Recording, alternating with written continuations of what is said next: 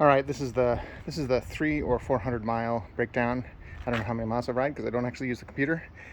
This is the Priority 600, and I've got the priority bag on here, and you can tell that I just stopped riding because my lights are still blinking away.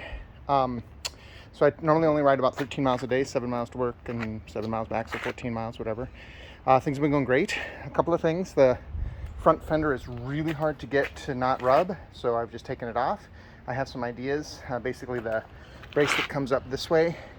The nut of that bolt scrapes right here, so I think I can flip that flange around and get that nut to be up on top. So I just haven't installed that yet. Got this dumb little bag from Target, works just fine. What's great about it is I've got a battery that I can put in here that connects up to my phone. This is just from Target, by the way. This little Schwinn thing from Target works just fine. I've used it on mountain bike trails, not on this bike.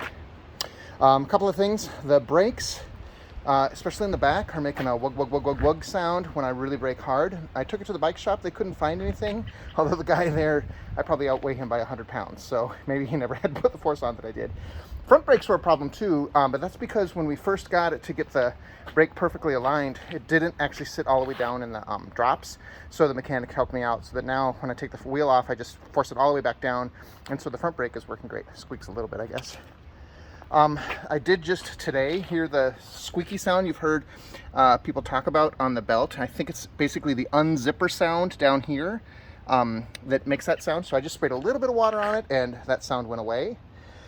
With the gearbox, every once in a while you can hear like a squeaky rub. And if you just change the gear to another gear and back again, it goes away. So I don't know, maybe I don't have enough oil in there or something. I'd love it if anybody knows how I could tell if the oil level is right without taking the whole thing apart. Not really looking forward to that.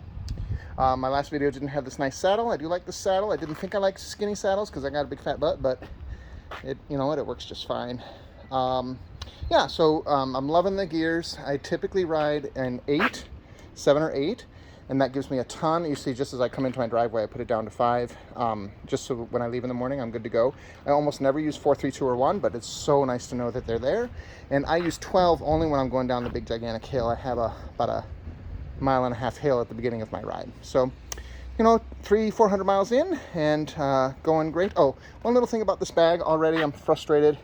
This, I don't know if you can see it right there, is already ripping, so that's frustrating. But otherwise, the bag is working great. All right, take care.